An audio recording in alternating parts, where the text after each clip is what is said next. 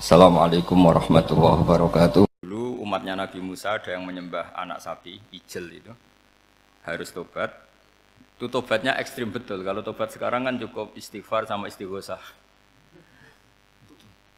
Kalau dulu enggak, liyak tulal bari umingkum al mujrima, yang terbebas dari dosa menyembah anak sapi, membunuh yang terlibat atau pernah menyembah anak sapi.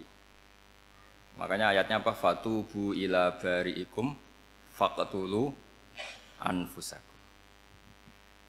Ya, jadi orang-orang yang pernah menyembah anak sapi itu tobatnya apa? Faqtulu anfusakum. Sebab itu semua ulama berkewajiban menerangkan nasa mansur. Sampai Sayyidina Ali suatu saat ada mubalek atau ustadz itu ngajar di masjid, ditanya, kamu tahu nasa mansur enggak? Enggak tahu. Terus kata Sayyidina Ali, berhenti jadi mubalek, lisensinya dicopot.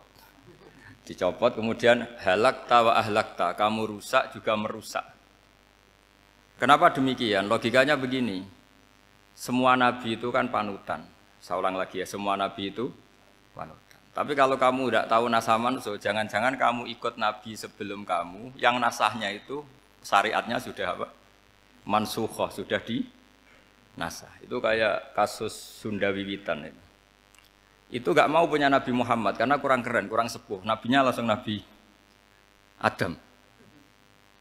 Resikonya adalah beberapa aliran sesat itu, aliran yang kurang benar itu, zaman Nabi Adam kawinan otomatis sama saudaranya.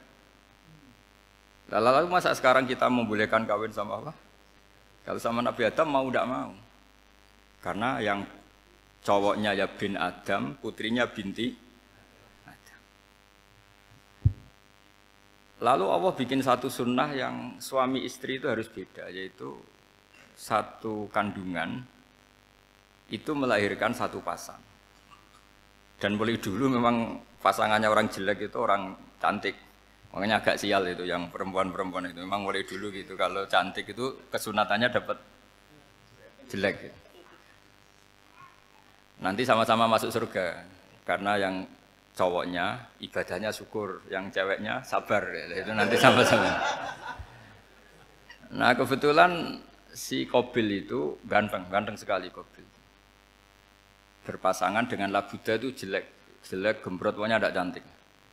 Enggak lah, kebalik. Qabil itu berpasangan sama Iklimah. Jadi Qabil ganteng, punya adik kandung namanya Iklimah itu cantik sekali. Yang Habil itu rapati apa? Berarti yang Habil apa? Ya dapati ganteng, berbarengan dengan Labuda juga dapati cantik. Nah karena tadi ya berarti Qabil bareng siapa? Iklimah, Habil, Labuda. Maka untuk kawin ini nggak boleh satu kandungan.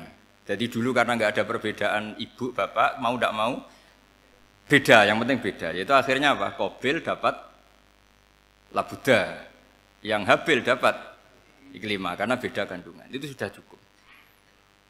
Nah, akhirnya kan nggak terima si Qabil. Masa orang ganteng dapat orang jelek. Jadi mulai dulu itu maunya orang ganteng ya dapat orang cantik, nggak terima. Tapi Allah ngatur seperti itu. Akhirnya terjadi percekcokan. Nah, dulu itu semuanya itu religius, sehingga ukuran percekcokannya masih religi, yaitu ya gini saja, kita ngadakan korban, yang diterima itu ya menang. Ya ternyata dalam kompetisi itu yang menang siapa? Habil. Akhirnya Habil jadi menikahi siapa? Iklimah. Kalau sekarang kompetisinya kan siapa paling kaya ya menang, lebih gampang. Nah kemudian bayangkan misalnya, ya saya ini menerangkan nasa mansuh. Kita semua sering ngomong, sering berkoar-koar, sering menyarankan atau mewajibkan para nabi itu panutan dalam semua perilakunya. Ternyata ada beberapa perilaku yang sudah dinasah atau dihapus ketentuannya oleh syariatnya Rasulullah Shallallahu Alaihi Wasallam. Maka mengenali nasa mansuh itu keharusan dalam ulumul Quran. Ya. Makanya Allah mengatakan apa? Manansakh min ayatin aw nunsiha pasti na'ti bi khairim minha aw misli. Jadi saya nerangkan nasah mansuh itu dua sesi. Satu sesi antar nabi, dua di internal syariatnya apa? Nabi. Sekali saja hari ini tok, sudah setelah itu anggap pinter sudah. Kalau sudah jangan tanya lagi. Nah, ada beberapa lagi syariat yang masalah metode. Dulu Nabi Nuh itu dibolehkan oleh Allah saking mangkelnya sama orang kafir. Saya ulang lagi, orang kafir itu kan biadab sekali, nempat buminya Allah, makan rezekinya Allah, kemudian mengkafirkan Allah. Pikirannya Nabi Nuh, orang biadab gini nggak layak hidup, itu pikirannya Nabi Nuh. Kalau dia pakai militer, tidak punya militer, ya pakai langit akhirnya. Pakai kekuatan langit, beliau berdoa, Rabbi la tazar alal ardi minal kafirina dayyar. Innaka intazarhum yudillu ibadaka wa la yalidu illa fajirong kafar. Ya Allah, mereka ini orang-orang kafir, padahal pakai bumi engkau, pakai rezeki engkau, matikan semua saja. Jangan sisakan satu pun. Karena kalau masih sisa, nanti anak turunnya ya gitu. Gennya gendo ya pasti melahirkan gendo. Gen, wala yalidu illa fajirong kafar. Kalau kamu sisakan pasti melahirkan generasi gendo lagi, kafir lagi. Dituruti sama Allah. Kecuali orang 80 yang ikut Nabi Nuh. Nah, orang 80 yang ikut Nabi Nuh ini selamat karena iman. Maka generasi yang sekarang ini termasuk saya semua ini semuanya turunan orang iman. Maka kita ini punya dua status. Satu, Allah kadang manggil kita ya Bani Adam karena faktanya kita turunan Nabi apa? Adam. Panggilan kedua adalah zurriyataman hamalna ma'anu. Orang-orang sekarang itu pasti turunan orang yang ikut perahunya Nabi Nuh. Jadi nasab kita ini sudah steril. Sudah tidak ada nasab lewat kafir karena yang kafir sudah habis. Semua orang sekarang itu turunan Nabi Nuh, yaitu disebut apa? Dzurriyyataman hamal nama. Yaitu sekitar orang 80. Nah, oleh Allah Subhanahu wa taala syariat seperti ini pernah dituruti, yaitu akhirnya mereka mati semua kecuali orang 80 yang mukmin. Tapi uniknya Allah apa? Era Rasulullah sallallahu alaihi wasallam, nabi kita Nabi Muhammad itu diutus rahmatan lil alamin. Ketika Nabi didustakan, diusir, disakiti, malaikat gunung, beberapa malaikat yang ahli adab spesial eksekutor lah kira-kira gitu. Muhammad, kamu bilang saja ke saya, kalau kamu ingin orang-orang Mekah Bujal CS, saya hancurkan. Tapi apa kata Nabi? Saya berharap kalau mereka belum iman, anak cucunya iman. Karena bagaimanapun sperma ya atau calon bayi atau calon keturunan itu kan ada fi aslabir rijal atau fi zuhurir rijal. Jadi kalau dalam ilmu agama itu gen manusia itu disimpan di zuhurir rijal di punggung lelaki. Nanti dipindah ke arhamin nisa. Logikanya gini. Ini dengerin ya. Logikanya gini, misalnya Abu Jahal. Abu Jahal itu di situ ada orang namanya Ikrimah. Itu anaknya Abu Jahal. Itu orang mukmin. Akhirnya ya jadi orang alim. Abu Lahab itu di rahimnya di punggungnya ada perempuan namanya Darrah. Akhirnya juga orang apa? Mukminah. Saya berikan contoh. Khalid bin Walid itu anaknya Walid. Walid itu musuh besarnya Rasulullah. Tapi di punggungnya ada orang bernama Khalid. Ini dengerin. Nah di punggung ini kira-kira Allah sudah tahu apa belum? Jawabannya sudah tahu. Artinya kalau ini mati atau kamu bunuh, kamu sebenarnya nggak bunuh orang kafir saja, bunuh calon orang mukmin yang sekarang masih bersemayam di punggungnya orang-orang kafir. Jadi bisa saja orang yang sedang kafir itu ada sekian calon generasi yang suatu saat mukmin. Itu syariat yang diajarkan ke Rasulullah SAW. Karena kasefnya Nabi, kasef itu satu kondisi di mana seorang Nabi itu dipertontonkan sesuatu yang nggak kelihatan. Itu dalam bahasa Arab kasef atau mukasyafa. Nabi dipertontonkan ternyata banyak orang kafir yang di punggungnya itu ada calon generasi mukmin atau muslim. Akhirnya Nabi nggak berani. Jangan bunuh. Mungkin bapaknya ada iman tapi anaknya iman. Betul, Abu Jahal punya anak Ikrimah, Abu Lahab punya anak Darrah, Walid punya anak siapa? Khalid. Itu mirip seperti kita, bapak era sholat, anak ETPK sholat, akhirnya bapaknya katut sholat. Banyak nggak di Indonesia, bapaknya tidak bisa baca Quran, anaknya hafid. Nah, itu kalau bapaknya kamu habis, tidak ada yang meselin. Makanya biarkan hidup saja. Nah, artinya gini, andaikan tidak ada ulama yang menerangkan nasa mansuh, dikira syariat Nabi Nuh itu abadan mu'abbadat, selamanya lama. Sehingga main teror sama orang kafir sah berdasar Nabi Nuh, padahal kita sudah ganti Nabi, yaitu syariatnya Rasulullah SAW. Masyhur itu ketika Nabi ngendikan, saya tidak minta mereka dihukum, tapi ya Allah saya minta Allah mahdi qaumi fa innahum la lamun. Mereka kafir itu karena tidak tahu. Sehingga ada periode. Loh kalau perang itu beda. Perang itu konteksnya duel. Itu tidak harus sama Abu Jahal, Abu Lahab. Ada penjahat mau bunuh kamu wajib perang enggak? Wajib. Penjahatnya meskipun muslim apa harus kafir? Meskipun muslim. Maka kata ulama fikih sebetulnya perang duel itu bukan syariat muslim sama kafir tok. Masih muslim sama muslim, misalnya ada orang mau merkosa istri kamu, terus dia pamit gini, saya muslim loh, beri hak loh. Enggak bisa. Saya penjahat loh, muslim. Jadi kamu enggak boleh merangin saya, ngelawan saya. Saya kan muslim. Enggak bisa, tetap harus dilawan. Makanya kata ulama-ulama fikih, pertarungan sama musuh itu tidak harus sama orang kafir. Orang muslim pun yang mengganggu kehormatan kita, misalnya mau merkosa istri Anda, itu harus dilawan. Makanya Nabi ngendikan mangkutila duna mali fahuwa syahid, mangkutila duna harimi fahuwa syahid. Orang yang mati karena membela kehormatan keluarganya atau hartanya, maka dia mati syahid. Dan penjahat yang mati ini muhaddarun damu, diabaikan sehingga enggak kena kisos, membunuhnya enggak kena.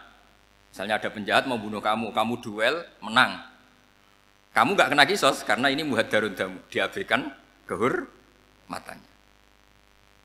Padahal dia muslim, apa? Muslim. Ini perlu. Jadi ini mengaji ini agak jelimet tapi gampang. Kan kalau paham enggak paham selesai, jadi yang enggak baca selesai gitu. Sehingga kalau enggak ada nasa mansuh, maka orang selalu berpikir, pokoknya yang penting ikut Nabi. Nah itu bahayanya kalau Anda tidak tahu detail, jangan-jangan syariat yang kamu ikuti itu syariat yang sudah berstatus mansukhoh, telah dicabut. Dan itu banyak. Makanya kata Sayyidina Ali ketika ada orang ngajar gak tahu nasa mansuh, halakta wa ahlakta, kamu rusak dan merusak orang lain. Seperti tadi pernah ada kawin itu satu turunan, yaitu era Nabi Adam. Masa kita sekarang kawin sama satu turunan, kan gak mungkin. Ya kan, pernah ada membumi hanguskan orang kafir, yaitu syariatnya Nabi Nuh, itu dihapus oleh syariatnya Nabi Ibrahim dulu. Yaitu Nabi Ibrahim menghentikan apa? Faman tabi'ani fa innahu minni wa man asani fa innaka ghafurur rahim.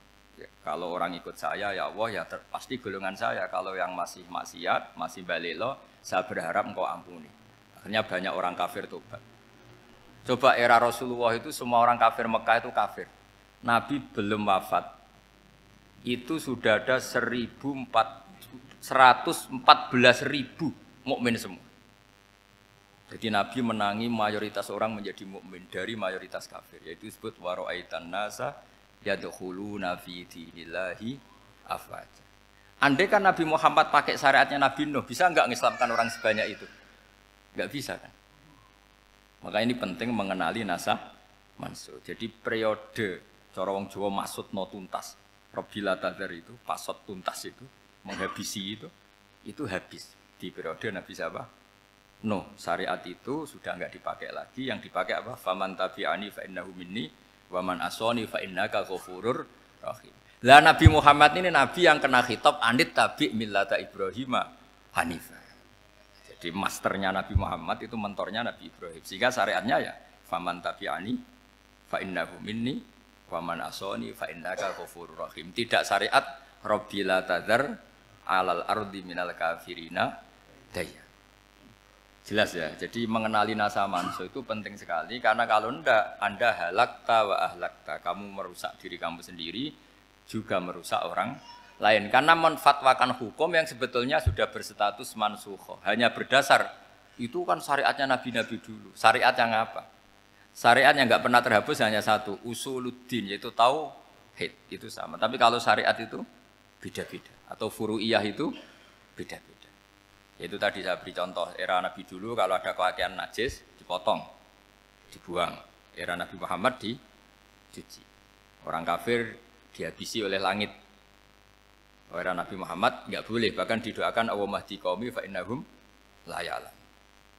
Di Qur'annya apa? Wa in ahadum minal musyrikin astajaraka fa'jirhu hatta yasma'a kalam Allah summa ablihu ma'mana. Jadi kalau ada orang kafir enggak boleh main dihabisin, mereka beri peluang untuk mengkaji kitab Allah. Hatta yasma'a kalam Allah. Kalau mereka sudah berpeluang ngaji, harus summa ablihu ma'mana, harus dijamin keamanan.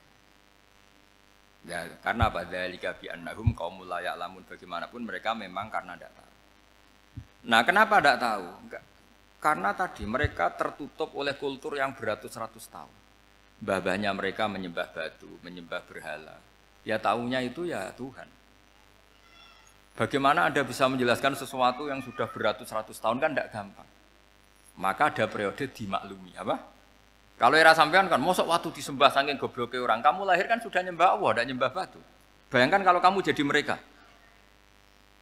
Wong perut kamu saja disuruh makan pizza sakit kok, karena saking lamanya makan sambal kan gitu. Kamu bilang perempuan Indonesia saja cantik kok, saking lamanya jadi orang Indonesia. Padahal orang Indonesia tanyakan orang Eropa, cantiknya di mana? Kamu lahir di Afrika, bilang orang Afrika itu cantik, tanyakan orang Eropa, cantiknya di mana, hitam gitu kok. Jadi orang itu pasti terkooptasi oleh sekelilingnya. Orang Afrika akan bilang, wanita Afrika itu cantik. Coba tanyakan orang Eropa, cantik apa enggak? Belas. Orang Eropa yang kulitnya gitu, kata orang Eropa indah, kata sampean. Koyok anaknya kebo katanya. Jadi orang itu akan terkooptasi oleh sekelilingnya. Bayangkan kalau semua orang nyembah berhala, terus kamu, enggak, alasan kamu apa? Kan menentang mayoritas. Dan itu berat. Maka dimaklumi oleh Allah. Dzalika bi annahum qaumul la ya'lamun fi manah panyeruarah. Nah, pemakluman ini yang mulai sekarang terkikis. Orang main pukul saja enggak mau ngaji. Enggak mau ngaji Quran secara kafah. Jadi fatwanya Islam kafah tapi ngajinya Quran enggak kafah. Ngambil 1-2 potongan ayat dipakai dalil. Jadi Islamnya inginnya kafah tapi ngajinya Quran enggak. Kalau kafah ya hafal 30 juz itu. Kalau mau ya, kalau mau kafah ya hafal berapa? 30. Makanya saya sering bilang, saya sering dinasihati orang karena belum tahu saya ini hafal Quran. Bapak harusnya Islam itu kafah. Kata saya ya dimulai dari konsep Islam itu kafah dulu, apa ya hafal Quran secara kafah. Jadi ini penting saya utarakan. Bahaya sekali orang mengenali Islam tanpa mengenali nasah mansuh. Karena beberapa syariat Nabi sebelum kita itu berstatus mansuh. Terus contoh berikutnya. Ini nasah mansuh antar Nabi apa khusus internal Nabi? Antar Nabi aja nggak selesai ini sampai subuh aja nggak selesai. Contoh yang paling keren mungkin cowok semua senang. Nabi Dawud dulu istrinya berapa? 99. Nah itu kalau masih halal itu kan berarti jenengan tuh punya istri berapa? Wah itu kan ngeri betul. Punya satu aja repotnya gitu, apalagi berapa? Punya 99. Terus kamu bilang gini, ini kan syariatnya Nabi Dawud, Nabi kan bisa diikuti. Pernah ada periode di mana seperti itu boleh. Jadi makanya mau tidak mau, ngenali nasah mansuh itu harus. Kalau enggak ya kamu masih berkeyakinan. Boleh beristri berapa? Nah ini penting saya utarakan, makanya Sayyidina Ali itu kalau ngetes calon mubalek, kira-kira kalau Kemenak dulu inginnya apa? Sertifikasi apa? Mubalek. Itu tanyanya gitu. Ta'rifun an-nassa wal mansuh, kamu apa tahu nasa mansuh? La. Jawabnya Sayyidina Ali, halak tahu ahlak tahu, kamu orang yang rusak. Karena tadi takutnya ada syariat yang sudah mansuh dipakai. Itu tadi misalnya kita ini tidak umatnya Nabi Nuh, tapi pakai syarat Robbila tadar alal ardi minal kafirina. Terus ketiga begini, misteri manusia itu. Dan ini kita tidak pernah tahu sampai kiamat. Tapi ini ilmu harus kita diskusikan. Misalnya saya ini namanya Bahauddin. Saya sekarang hidup sampai 2019 sekarang. Kan hanya Allah yang tahu berapa turunan saya sampai kiamat. Dan statusnya kayak apa. Donald Trump juga gitu. Donald Trump itu sekarang kafir. Tapi kita tidak pernah tahu nanti turunan keberapa ada yang Muslim. Lah turunan yang calon Muslim ini diletakkan di mana kita tidak tahu. Yang jelas kalau kamu bunuh itu katut itu. Artinya gini, logika membiarkan orang kafir itu ya ada logikanya. Nah, logika membunuh karena mereka mau membunuh kita ya ada logika fikihnya karena kalau kita ada membunuh dibunuh. Makanya semuanya hukum ini terus bergantung al-hukmu yaduru ma'ilatihi wujudan wadan. Di sini terus dipertemukan. Makanya semua nabi itu kalau yang namanya membunuh pasti pas perang saja karena ini kondisi yang memang pilihannya hanya dua, kalau nggak dibunuh ya membunuh. Ada duel lah itu. Maka ini butuh kajian fikih dan orang nggak boleh subjektif dalam hal ini. Saya ulang lagi, tidak boleh subjektif karena tadi orang yang kamu katakan sekarang misalnya Zaid, kamu itu bodoh sekali. Kenapa bodoh? Nggak hafal Quran, nggak pernah kuliah, nggak pernah ngaji. Ternyata Zaid ini bersemayam calon anak yang alim alama hafal Quran. Namanya Umar, tapi masih jadi sperma. Suatu saat Zaid itu punya anak alim alama. Kan banyak orang tidak bisa baca Quran punya anak hafid. Banyak enggak di Indonesia? Banyak enggak petani yang punya anak dekan? Petani punya anak dekan. Yang dekan punya anak naik kelas saja susahnya bukan main. Banyak kan? Nah ketika dibalik nanti, ada dekan punya anak goblok, yang petani punya anak dekan, pinter mana? Kita tidak pernah tahu, makanya ini kan, ya sudah kalau nggak pernah tahu ya bilang saja wallahu alam kan selesai. Daripada keminter keliru kan ada wallahu alam. Makanya cerita favorit guru saya, Kiai Haji Maimun Zubair itu punya apa namanya Kiai Zubair. Itu cerita favoritnya itu ada santri namanya Soleh. Soleh itu alim alama. Orang Madura itu cara berpikir kan kalau kiai saja alim seperti itu, apalagi bapaknya. Pas bapaknya main ke pondok, santrinya ada ribuan. Bapaknya main ke pondok itu. Sholat itu ya gak bener, gak sesuai sunnah Rasul lah kira-kira gitu. Sudah sholat itu gak bener apa-apa gak bener. Masih ditakwil sama santri Madura karena orang Madura itu kultus. Mungkin khilaf itu satu khusus, pokoknya perlakuan khusus. Suatu saat saking bodohnya orang itu kenceng tuh pikir musola. Wah ini gak bisa ditakwil lagi, akhirnya gak bisa ditakwil tuh gak. Wah ini sudah gak bener ini, gak bener. Singkat cerita santri tadi gak kuat matur ke kiainya, Pak Yai, jenengan sealim itu kok bapaknya segoblok itu. Kenapa? Ya, dia kencing pikir musola. Oh bapak saya itu pinter sekali. Kok bisa? Karena beliau yang memutuskan saya mondok sampai saya jadi alim alama seperti ini. Yang bodoh itu mbah saya. Yang bodoh itu mbah saya. Kan? Artinya gini, sekarang misalnya Anda dekan, atau Anda rektor, atau Anda profesor, atau Anda kiai top, mubalek kondang. Anda mubalek kondang terus punya anak, gobloknya bukan main. Atau apalagi anaknya ketangkep KPK. Yang satu anaknya orang bodoh jadi dekan. Kalau kompetisi ini pinter mana coba? Ada ahli metodologi, tapi anaknya itu terlibat narkoba.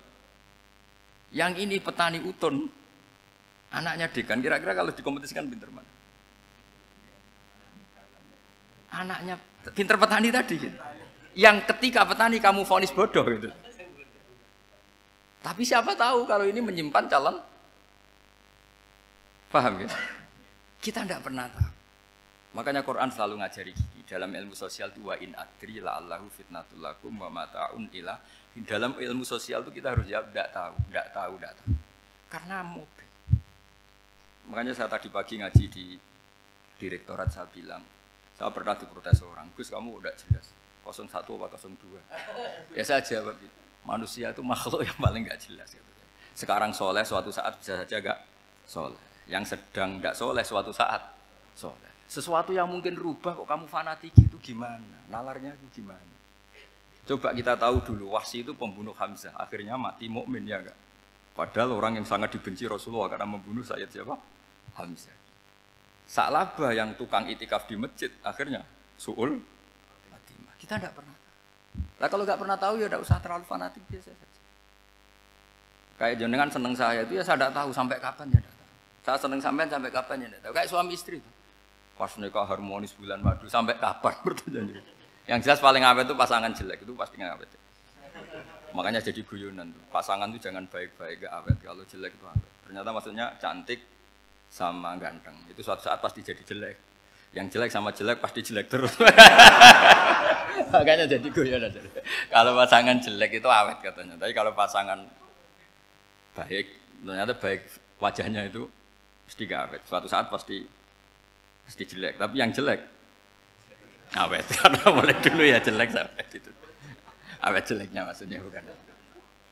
Ya jelas ya, jadi saya mohon sekali ini ilmu. Sampai ndak urusan, ini bukan urusan cocok ndak cocok, tapi ilmu. Ilmu harus kita dengar bahwa syariatnya para nabi itu yang sifatnya furu'iyah, tidak usuliyah, tidak tauhid itu potensi rubah. Sehingga mengkaji nasah mansuh itu satu keharusan seorang ulama. Makanya setiap ada syariat nabi, hal hadis syariah mu'abbadah amla, mansukhah amla. Karena potensi itu tinggi. Kita tahu dulu semua nabi sholat menghadap apa? Baitul Maqdis. Era Rasulullah dipindah ke Ka'bah. Tapi kalau kamu katakan total Baitul Maqdis ya tidak juga. Nabi Ibrahim mulai dulu madhabnya ke Ka'bah.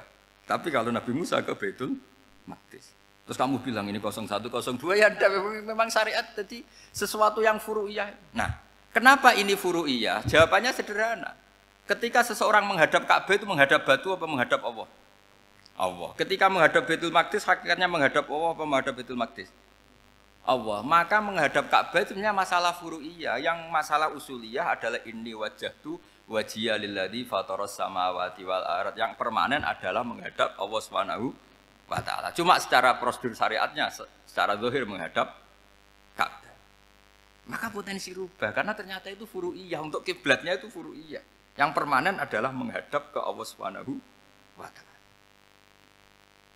Ini penting ya. Jadi terus sekarang masih antar nabi apa di internal nabi? Ini sudah mau selesai waktunya, sudah habis ini. Internal. Ini sudah selesai, ini sudah pas ini. Mohon maaf ya. Wah. Jam ini sudah. Sampai mana tadi? Diteruskan apa enggak? Sudah ya, sudah kayaknya sudah. Biar kelihatan cerdas terus. Sekali pertemuan sudah pinter gitu. Berapa? Setengah jam sudah pinter. Yang internal nabi apa antar nabi? Internal ya, sudah sekarang ke internal. Kalau internal lebih banyak lagi contohnya. Yang masyhur tentu masalah Baitul Maqdis. Dulu Rasulullah pernah sholat menghadap Baitul Maqdis 16 bulan. Berapa? 16 bulan, kila 17. Pokoknya khilafnya hanya 16 dan 17. Kalau ada bilang 10 bulan berarti gak pernah ngaji khilafnya. Karena khilafnya itu hanya 17 sama 16. Akhirnya sama Allah diminta, disuruh menghadap ke Ka'bah.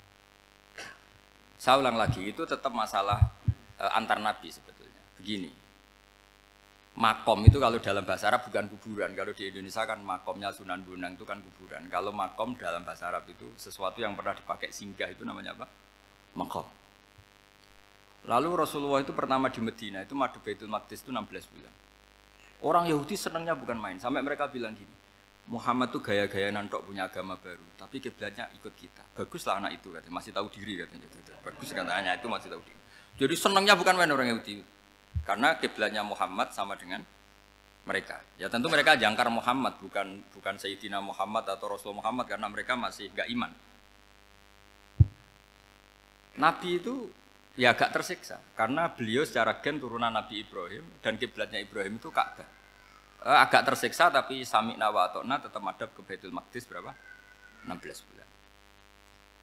Suatu saat Nabi Muhammad itu disuruh madhab Ka'bah. Ini dengerin. Akhirnya madhab ke Ka'bah. Apa yang terjadi? Orang Yahudi komentar gini, Muhammad itu gimana? Dia di perantauan, rindu sama keluarganya. Terus rindunya itu diaplikasikan jadi perilaku agama. Jadi dia madhab Ka'bah dianggap kangen. Kayak saya kan orang Rembang. Rembang itu apanya Jogja? Timurnya apa? Nggak, Jakarta itu mana Jakarta itu? Barat sana ya. Ibaratnya saya orang Jakarta, terus merantau di Jogja. Dulu kiblatnya itu menghadap ke timur. Terus ketika madhab ke barat, kata sampean, wah itu padunya kangen apa? Keluarga. Itu kurang ajar orang Yahudi. Jadi orang Yahudi itu memang paling pinter bully. Makanya kalau sampean tukang bully itu ya agak-agak, ya enggak. Saya tidak ngomong agak, ya pokoknya agak-agak. Ya. Pinter bully orang Yahudi. Makanya enggak ada orang debat sepinter orang Yahudi. Yang bisa ngalahkan hanya Tuhan itu. Orang Yahudi yang bisa ngalahkan hanya Tuhan. Lalu Sayyidina Ali orang paling terkenal cerdas. Itu kalau sama orang Yahudi itu pusing. Karena ya apa logikanya itu? Saya beri sekian contoh. Ada orang Yahudi tanya gini, Muhammad, kalau kambing mati itu yang bunuh siapa? Ya Allah, mati langsung itu. Agama kamu itu aneh, Mak. Yang langsung sentuhan Allah haram, tapi yang lewat tangan-tangan jahil manusia malah halal. Harusnya itu yang halal, kan orisinil, langsung Allah yang bunuh. Jadi uteknya itu aneh, dari cara berpikir itu aneh. Nah cara sampean ini kan, nak halal pangan kue. Tapi Nabi kan nggak boleh bertutur kata kasar gitu. Kalau yang jadi Nabi saya untalan ngono kan gitu. Tapi Nabi kan nggak boleh kasar. Jadi Nabi itu problem karena nggak boleh apa? Kasar. Kalau kita kan gampang, wis nak halal untalan kan selesai apa? Tapi Nabi nggak boleh kasar gitu. Jadi nggak Nabi, nggak sampean itu kan enak. Mau keliru ya pantas, mau apa saja pantas. Karena kan nggak panutan. Kalau Nabi nggak bisa meluruskan kebenaran itu harus tetap sesuai akhlak. Ya, jadi agak kerepotan. Makanya punya Umar alhamdulillah ada yang nggak perlu aturan itu. Jadi enak. Jadi ya itu memang aturannya harus itu. Coba Nabi itu perang tapi nggak boleh bunuh. Kayak apa susahnya? Beliau jadi sasaran tembak tapi nggak boleh bunuh. Kalau sahabat kan enak, duel, relax, santai, bisa tarung. Kalau Nabi nggak boleh. Makanya Nabi meskipun ikut perang terus nggak ada sejarah orang yang dibunuh. Ya, hanya satu peristiwa itu pun dibaca orang kafir, ditangkis Nabi, pedangnya kembali ke dia mati. Tapi nggak ada yang Nabi. Karena Nabi kalau pembunuh nanti itu terus kayak pendekar kan, susah juga punya Nabi kok. Habis perang misalnya Nabi tanya, Muhammad habis serang berapa? 1000. Ya repot juga punya Nabi mantan apa? Pembunuh, meskipun yang dibunuh orang kafir. Tapi kan kayak apa ya? Fitrah manusia itu akan menolak kepemimpinan orang yang gitulah pokoknya nggak bisa diterangkan itu. Makanya Nabi itu nggak pernah bunuh, meskipun kayak apa musuhnya, tapi nggak pernah bunuh. Untungnya di sekeliling orang-orang yang tadi. Jangan bilang itu suka bunuh ya, pokoknya perang gitu ya. Perang dengan bunuh itu beda loh. Ya. Kalau perang itu fair apa? Fair. Sampai mana tadi? Nabi Ibrahim ya tadi. Makom tadi saya ulang lagi. Nabi Muhammad menghadap ke Baitul Maqdis itu hanya Allah nuruti. Ini loh Nabi betul. Tahu betul bahwa di antara syariat adalah Baitul Maqdis karena semua nabi pernah berkiblat Baitul Maqdis. Tapi Nabi ketika menghadap ke Ka'bah, Nabi juga dibilangin sama Allah. Ini loh syariat yang benar karena Ka'bah juga kiblat sing a'taku, lebih tua ketimbang Baitul Maqdis. Maka disebut Ka'bah Atiqah. Ilal Baitil Atiq. Kalau Quran bahasakan Ka'bah apa? Wal yatawafu bil Baitil Atiq. Atiq itu tua sekali. Ya sudah. Ketika berstatus tua itu orang Yahudi seneng, mergo roh kelirune Muhammad. Mereka nantang, Muhammad ayo debat terbuka. Nabi rawuh. Bagaimana Anda bilang Ka'bah itu kiblat tertua? Wong Ka'bah itu pertama yang menghadap sana itu ya kamu. Semua nabi menghadapnya ke Baitul Maqdis. Terus Nabi Muhammad mulai berargumentasi ilmiah tadi. Enggak, Ka'bah itu kiblatnya Ibrahim. Jadi Ibrahim dulu itu yang mulai dulu kiblatnya itu di Ka'bah. Terus orang itu tanya, buktinya apa? Terus dijawab, fihi ayatum bayinatum maqam Ibrahim. Ternyata di situ ada jejak kakinya Nabi Ibrahim, yaitu batu yang diinjak beliau ketika bangun Ka'bah. Itu argumentasi ilmiah. Lah barang orang Yahudi kehilangan ilmu itu gobloknya orang Yahudi. Makanya yang bisa mengalahkan Yahudi hanya Allah Subhanahu wa taala. Wong Ibrahim saja golongan kita, pengikut kita. Ibrahim itu pengikut Yahudi. Wah, itu Nabi mulai senyum-senyum, mulai tertawa-tawa. Wah, itu goblok orang terdidik. Karena itu ibaratnya kayak kamu bilang Soekarno itu pengagum Puan Maharani. Kira-kira seperti itu. Soekarno itu pengikut Puan. Karena Yahuda itu Yahuda bin Yakub bin Ishak bin Ibrahim. Saya ulang lagi ya, nasabnya Yahudi apa? Yahuda bin Yakub bin Ishak bin Ibrahim. Jadi Ibrahim itu mbah keempat dari Yahuda. Tapi karena mereka kalah debat, Ibrahim itu pengikut Yahudi, itu sama dengan bilang apa? Soekarno itu pengikut Puan Maharani. Itu kan jadi aneh. Atau Gus Dur pengikut Mbak Yeni, atau Basim Asari pengikut Mbak Yeni, itu kan aneh. Wah, akhirnya sama Allah diingatkan. Makanya ada ayat ha antum haula hajatum fi malakum bi ilm falimatu hajuna fi ma laysa lakum bi ilm. Perjanjian debat ini semuanya harus ilmiah. Tapi kenapa perdebatan Anda malah ndak ilmiah? Sebenarnya orang Yahudi iftadohu, malu semua. Wah, semuanya Muhammad itu satu-satunya kekalahan orang Yahudi. Tapi ayat-ayat seperti ini itu enggak populer. Ayat ha antum haula'i hajastum fi malakum bi ilm falimatu hajuna fi ma laysa lakum bi. Jadi Islam betapa hebatnya Islam. Kalau debat harus ilmiah. Dan Kanjeng Nabi menantang, ini perjanjian kita debat ini ilmiah. Kenapa sekarang jadi tidak ilmiah? Yaitu kamu mengatakan Ibrahim itu pengikut Yahudi. Padahal Ibrahim dengan Yahudi itu dulu Ibrahim. Ya mat kalah mat. Tapi tetap ra Islam. Tapi nah, makanya terus Ka'bah dibuktikan ketuaannya lewat apa? Fihi ayatum bayinatum maqamu Ibrahim. Itu bukan makom kuburan. Karena makamnya Nabi Ibrahim tetap Hebron, tembuhne Palestina. Kira-kira itu Palestina. Jare Israel yo ning Israel, mbah menang di. Jare ning Israel yo ning Israel, jare Palestina ning. Saya pernah ziarah ke sana di Hebron. Di makamnya Nabi siapa? Ibrahim. Jadi jelas ya. Jadi nasa mansuh itu ketentuan yang dikehendaki Allah Subhanahu wa taala untuk menguji loyalitas manusia, menanggalkan semua akalnya. Makanya saya mohon sekali siapapun yang ngaji saya dimanapun, sekali-kali manusia itu harus menanggalkan akalnya. Sekali Anda pakai akal, maka Anda akan ingkar dengan nasa mansuh. Nasa mansuh itu hukum yang direvisi, yang dibatalkan. Makanya orang Yahudi lagi-lagi pinternya orang Yahudi. Merovokasi orang-orang yang Islamnya belum kuat, diprovokasi gini. Ungzuru ila Muhammadin tahayyara fi din yukhillu yauman wa yuharrimu ukhra. Lihat itu Muhammad, dia kebingungan cara beragama. Kadang bilang A, besok bilang B. Jadi nasa mansuh dianggap satu bentuk kebingungan. Gak kurang ajar tapi. Akhirnya sebagian orang yang murtad. Makanya nasa mansuh itu satu peristiwa yang menjadikan banyak orang murtad. Karena diprovokasi orang Yahudi bahwa itu bentuk kebingungan Muhammad. Akhirnya terus saya qulu sufaha minan nasi ma wallahum an qiblatimul lati kanu alaiha. Nah, kelirunya orang Yahudi adalah ternyata nasa mansuh yang dipilih Rasulullah itu semuanya ada di Taurat dan Injil. Termasuk di Taurat dan Injil disifati dan Nabi yusolli ilal qiblatin, bahwa Nabi ini akan bersolat dengan dua kiblat. Makanya tetap ditantang. Kul fa'tu bitaurati fatluha in kuntum shadiqin. Kalau kamu tidak percaya bahwa saya ini orisinil, ayo bareng-bareng mengkaji Taurat. Tapi mereka tidak siap mengkaji Taurat. Karena Taurat semuanya mendukung Rasulullah Muhammad SAW. Fatluha in kuntum shadiqin. Makanya ini penting sekali ngaji. Jadi perdebatan itu macam-macam. Dan itu pinternya orang Yahudi. Ungzuru ila Muhammadin tahayyara fi dini yukhillu yauman wa yuharrimu ukhra. Ini penting sekali. Makanya nasa mansuh itu uji loyalitas. Itu Imam Malik kalau mencontohkan ke Imam Syafi'i. Saya berisikan contoh fikih. Ini saya melanggar waktu ini. Ini sudah berapa? Saya yang tidak mengesahkan diri saya. Ya misalnya ini ya, ini kertas saya bawa ya, ini kertas saya bawa. Terus ini tak kasih uang misalnya, uang 100.000. Atau kalau contoh Imam Syafi'i dulu dididik Imam Malik begini. Ya Syafi'i, kalau kamu punya dua budak, dua pembantu, kalau dulu kan masih ada budak, dua pembantu lah kira-kira. Seneng mana, yang cerdas sama yang goblok? Seneng yang cerdas. Kalau yang nurut sama yang bantahan, seneng yang nurut. Lah yang nurut itu yang goblok. Makanya tinggal dibalik saja. Kamu tak beda ya. Seneng mana punya istri yang cerdas apa yang goblok? Coba jawab.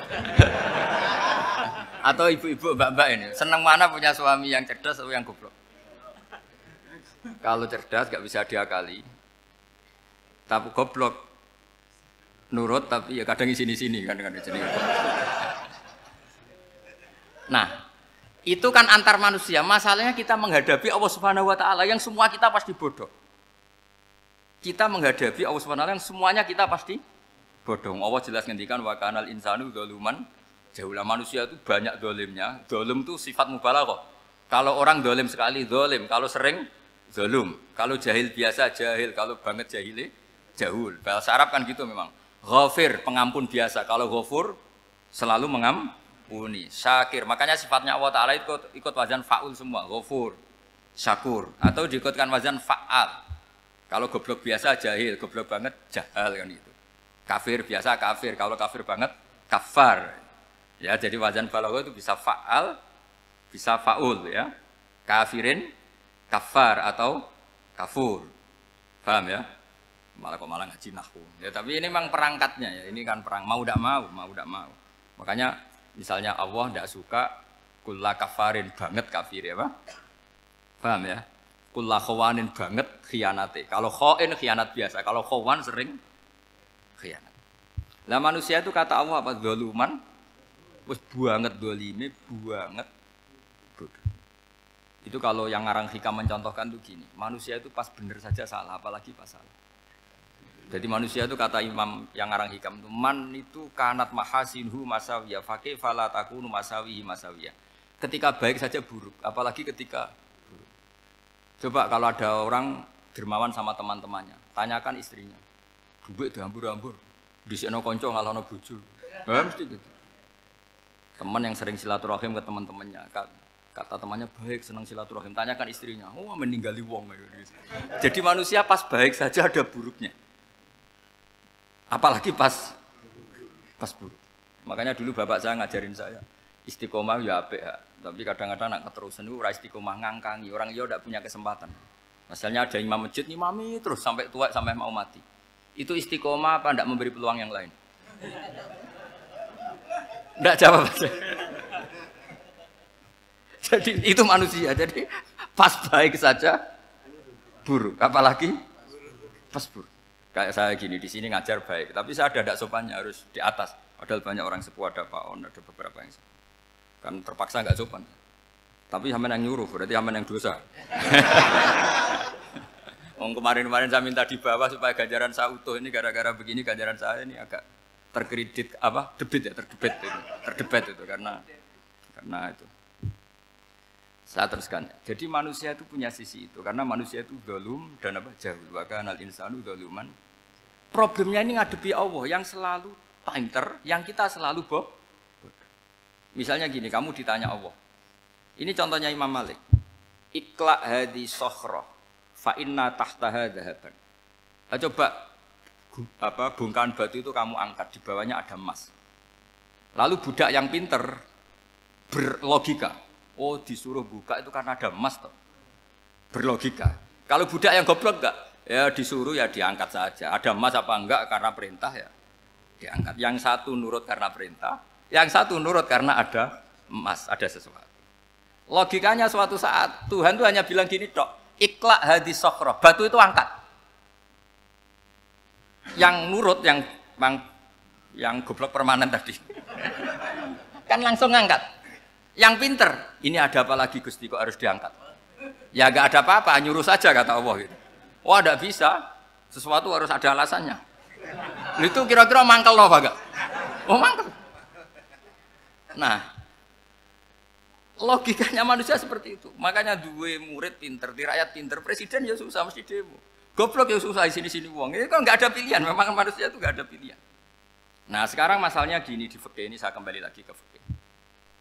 Pertanyaannya secara fikih begini. Misalnya iddah. Iddah itu seorang perempuan ditinggal mati suaminya atau ditinggal atau cerai. Itu kan ada namanya apa? Iddah. Iddah itu memastikan apa tujuannya? Memastikan rahim itu steril dari mani atau sperma zaut awal. Supaya nanti kalau dinikah orang lain tidak terjadi ikhtilatul nasab. Oke, berarti iddah kita beri argumentasi secara ilmiah li baro'atir rohmi. Jadi misalnya Zaid menceraikan istrinya Sri dalam keadaan masih bisa haid. Iddahnya 3 kali masa suci. Wal mutallaqatu yatarabbasna bi anfusina salah satu guru. Lalu karena secara teori medis kalau haid berarti bukti tidak hamil. Apalagi kalau haidnya terulang-ulang sampai 3 kali pasti tidak hamil. Jika kalau nanti dinikahi orang lain pasti kalau ada anak ya anaknya zaud sani atau zaud kedua. Berarti alasan iddah li baro'atir rohmi. Oke, kita sok pinter, sok bijak. Pertanyaannya adalah sekarang sudah baru 1 bulan suaminya di Malaysia nggak pernah ngumpuli. Dicek di medis juga berbukti tidak hamil. Apakah boleh tanpa iddah? Semua ulama mengatakan tidak boleh. Tapi ini kan rahimnya jelas bersih. Ya karena iddah itu nuruti perintah pangeran, pokoknya tetap iddah. 3 kali masa suci. 3 kali masa suci atau masa haid. Itu ada perdebatan ulama. Tapi kan ini terbukti bersih Gus. Meskipun terbukti bersih kata Allah harus iddah 3 bulan atau berapa? Kira-kira 3 bulan 4 bulan ya tetap harus iddah. Kowe milih mana? Sok pinter. Gusti, berhubung ini. Pangeran mbok terangno gitu. Berhubung. Jadi Tuhan apa mbok wari? Berhubung Gusti. Ini jelas steril dari sperma zaut awal. Enggak usah iddah Gusti. Sama aja kamu disuruh majikan kamu ikla hadis sakhra. Berhubung enggak ada apa-apa, enggak usah ya. Kira-kira mangkel ndak budak yang seperti itu? Mangkel. Maka dibutuhkan kebodohan dalam beragama.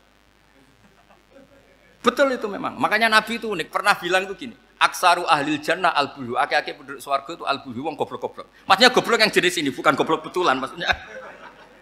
Maksudnya goblok jenis ini itu ya tetap pinter. Tapi pinternya dibuang. Pura-pura goblok demi sami'na. Jadi saya misalnya kok pinter. Pinter dan goblok tadi. Sekaligus. Pinter dan goblok. Ya baha ikla hadis sokhra fa inna tahtaha dhahaban. Tak angkat. Karena saya tahu di bawah ada emas. Tapi di hati saya. Sajane ya mergo perintah. Suatu saat kalau disuruh Allah, ikla hadis sokhra. Perintah ya tak angkat. Ya sudah. Jadi ya pinter ya goblok. Saya tahu namanya perintahnya Allah pasti ada hikmahnya. Hikmahnya iddah adalah li baro'atir rohmi. Tapi hikmahnya jadi kawula adalah nurut perintah Allah, cek tahu alasannya maupun Lah di sini ada illatul hukmi untuk membangun kecerdasan, tapi ada loyalitas untuk membangun ubudi. Ya, bahwa kita ini kawula roh tetap loyal. Makanya tadi pagi saya cerita Sayyidina Umar. Sayyidina Umar kayak apa cerdasnya? Tapi tetap ubudiyah. Yaitu Rasulullah SAW sering dibully orang kafir. Muhammad tuh gaya-gaya nantok. Wong ra oleh nyembah berhala, ra oleh nyembah watu, jebule dekne nyembah Hajar Aswad. Karena dilihat dari jauh kan tetap nyium Hajar Aswad. Coba kalau kamu lihat dari jauh, kamu sujud dari jauh kan kayak sujud sama batu. Makanya Sayyidina Umar karena orang kafir masih cara berpikir gitu, tiap nyium Hajar Aswad itu komentar gedumel. Alim tu annaka hajarun la tadurru wa la tanfa. Walau la anni ra'aitu Rasulullah qabbalaka ma qabbal. Aku ronake watu ya ora mandoroti ora manfaati. Kalau saja saya tidak melihat Nabi nyium kamu, saya tidak sudi nyium kamu. Jadi tidak berdoa doa mustajab itu tidak berutuh. Karena apa? Umar tahu ini masalah secara tauhid. Kalau saya doa di depan Hajar Aswad nanti dikira syirik karena berdoa di depan batu. Tapi kalau saya tidak nyium nyulayani sunnah Rasul yaitu nyium Hajar wis tengah-tengah nyium sambil gerutu itu sudah kompromi. Ya nyium tapi gerutu. Kayak apa? Makanya ya cerdas tapi ya goblok tadi ya cerdas. Itu uniknya Rasulullah. Jadi muji orang pintar ya sudah langit. Tapi Nabi pernah dalam satu hadis mengatakan aksaru ahlil jannah al-bulbu. Aki-aki penduduk swarga itu orang bodoh. Artinya orang bodoh itu bukan bodoh betulan. Dia meninggalkan akalnya demi loyalitas ubudiyah. Nah, untuk menutup sesi ini terakhir betul tak tutup setelah ini selesai. Untuk menutup itu bukti begini, perang Badar itu perang yang nggak mungkin dimenangkan umat Islam karena orang kafir itu 1000 dengan pasukan full dengan peralatan perang full. Rasulullah itu tahun kedua Hijriah itu pasukannya hanya 313. Itu pun pedang itu untuk orang 5 itu hanya ada pedang 1. Jadi kalau mau dibaca orang sih kang milih pedangnya aku. Itu kan nggak kebayang perang dalam keadaan seperti itu. Jadi mesti kalah, orang kok mungkin kalah mesti. Tapi Nabi tetap bilang, saya ini disuruh Allah perang, ya harus berangkat. Yaitu perang Badar. Kata para sahabat, ya Rasulullah ini nggak masuk akal. Sudah nggak usah perang, ini nggak masuk akal. Mau setor nyawa. Sudah gitu dadaan, nggak ada persiapan. Lucunya apa? Sahabat itu ketika Nabi tetap berangkat. La akhrujanna walau waqti. Nabi menginginkan saya tetap berangkat meskipun sendiri. Setelah Nabi berangkat sekian meter, tuh sahabat ikut semua. Kata Nabi, lah kamu kok ikut? Ya ikut saja. Kata kamu mesti kalah. Ya anggap saja setor nyawa. Demi loyalitas pada jenengan. Itu makanya nggak ada periode sebaik periode sahabat. Tapi yang gerutunya jalan. Karena gerutu ini bawaan ilmiah. Makanya kita loyal sama presiden. Tapi yang nggak cocok ya gerutunya jalan. Tapi bawaan mencintai Indonesia tetap jaga stabilitas. Itu bawaan cinta Indonesia, bukan cinta pejabatnya kadang. Gerutunya jalan, tapi bawaan loyal sama Indonesia tetap mengaku. Bawaan loyal sama Rasulullah tetap ikut perang, bawaan akal karena nggak masuk akal ya gerutu. Dan itu uniknya Quran itu mengapresiasi itu dan dianggap nggak masalah. Saya bacakan ayatnya. Kama akhrajaka rabbuka min baitika bil haqq wa inna fariqam minal mu'minina lakarihun yujadilunaka fil haqqi ba'dama tabayyana ka'annama yusaquna ilal mauti wa hum yanzurun. Peristiwa Badar ada peristiwa kamu itu keluar untuk perang. Sahabat kamu ngikuti, tapi mereka lakarihun, nggak seneng sebetulnya. Karena nggak masuk akal. Ya geremeng tapi ya derek. Yujadilunaka fil haqq. Mereka mendebat kamu dalam kebenaran. Jadi ya Rasulullah wong perang karuan kalah jenengan lakoni alasane nopo? Lah kok melok? Ya saya harus ikut jenengan Nabi. Itu unik. Kalau orang sekarang mana mau, kalau nggak masuk akal nggak mau melakukan. Coba misalnya istri kamu belajarnya dikurangi. Anggap saja petualangan latihan hidup di masa lalu. Nggak mau. Padahal petualangan itu hal yang indah. Petualangan itu kan hal yang indah. Kan nggak mau. Oh ngirit aja alasan. Tapi lucunya kalau dijak camping bermiskin-miskin di hutan mau. Karena karpe dhewe, tapi suami yang ngongkon. Ayolah seminggu ini kita model miskin. Anggap saja petualangan masa lalu. Enggak mau. Karena pinter, apa? Coba kalau bodoh. Ya ngono ya apa-apa Mas. Tapi resikonya nak bodoh, pas kamu sakit ya dibiarin. Karena dia melihat sakit kan biasa, namanya manusia. Jadi Makanya ini pilihannya susah hidup itu malah susah makanya ini. Jadi uniknya Quran gitu. Quran itu membolehkan psikologi manusia. Makanya Allah ngendikan kutiba alaikumul qital wa huwa kurhul lakum. Ya saya tahu kamu tidak suka perang. Allah yang ngakui bahwa kurhul enggak apa-apa. Tapi ketidaksenangan kita harus dilawan demi mengikuti Allah dan misalnya perempuan Allah juga gitu. Wa ashiruhunna bil ma'ruf. Gauli istri kamu muamalah secara baik. Kata Allah fa in karihtumuhunna fa'asa an takrahu syai'a wa ja'alallahu fi khairan katsira. Mungkin ada watak yang kamu tidak suka, tapi di situ ada kebaikan. Allah ngaku yang namanya suami mesti ada watak yang enggak suka dari istrinya. Juga sebaliknya lebih banyak lagi yang suami istri kamu tidak suka watak kamu. Juga enggak suka hidung kamu, wajah kamu banyak lah yang enggak disuka. Tapi demi kestabilan negara suami istri ini, mereka loyal, justru itu bagus. Maka jagalah ilmu, juga jagalah loyalitas. Itu yang perlu saya utarakan. Jadi makanya agama ini dibangun dua. Satu kecerdasan hikmah, yaitu ya al-hukmu ya duru ma'ilati wujudan wa adaman. Tapi juga ada ubudiyah, bahwa agama ini milik Allah. Maka sami'na wa ata'na. Karena begini logikanya, saya ulang lagi masalah batu. Iqla hadis sokhro fa inna tahta hadaban. Terus saya angkat. Pembantu saya ngangkat. Dia saya gaji atas nama apa? Nurut kan? Atas nama menemukan emas apa atas nama nurut? Nurut karena emas itu juga penemuan saya, milik saya. Ngangkat batu yang enggak ada emasnya juga atas nama nurut. Jadi rapot yang saya berikan ke pembantu saya itu tentang nurut dan tidak nurut. Saya kan tidak peduli dengan cerdas dan tidak cerdas. Itu kan tidak sesuatu yang menguntungkan saya. Nah Allah juga gitu. Kecerdasan kamu, pinter kamu itu tidak menguntungkan Allah Subhanahu wa Ta'ala. Karena Allah itu tidak butuh pinter kamu, cerdas kamu.